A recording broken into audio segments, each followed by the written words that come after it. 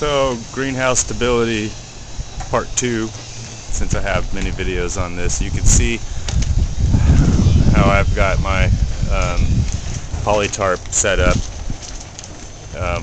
quality attached to the fence here, to my hoop house.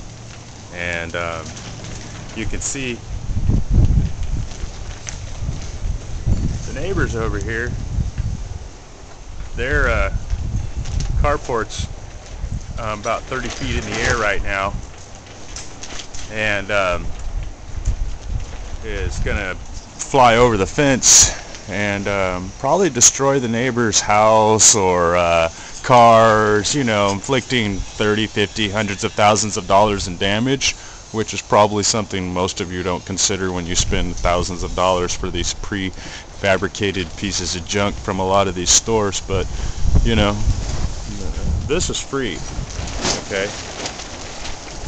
This is what you, this right here, this is my muscle. This is what it costs to do a quality greenhouse, okay? Cost muscle. That's money. Money doesn't buy you quality.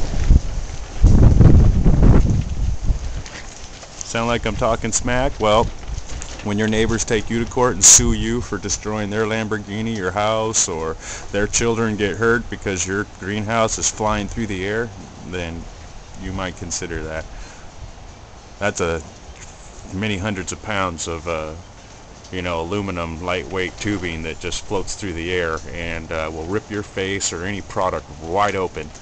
I mean, these metal extremely dangerous and elasticity, so it bends and stuff a lot. Alright, we'll go over there and take a better video. This is part 2 of greenhouse stability. You got to realize that I live in extreme winds, and you know, our area, we have 40-mile-an-hour winds on a daily basis for hours at a time.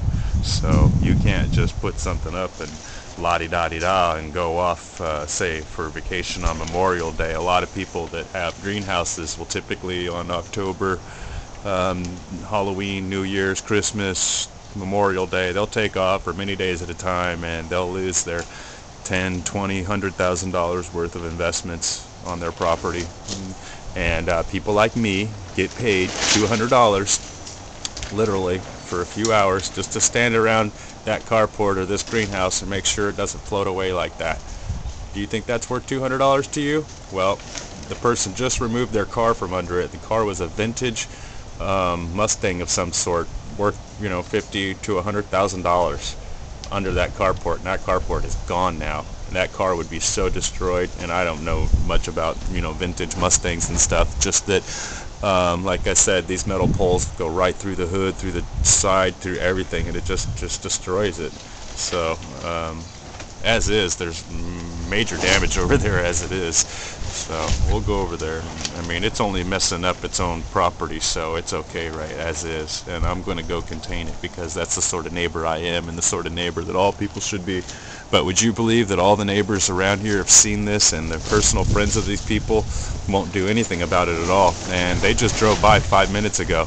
The best friends of the people who own this just drove by. That's the sort of people they are. They don't care, you know. And I don't really even barely know the people's names, and I'm going to go trespass on their yard, and I'm going to go risk my life.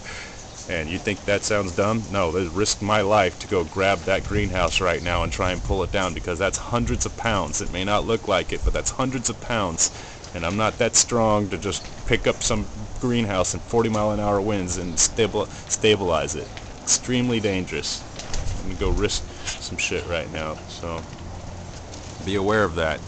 And you know, on a quick one, you notice over here I have no less than probably 700 pounds to 1,000 pounds holding down my greenhouse right here with my different plants and trees.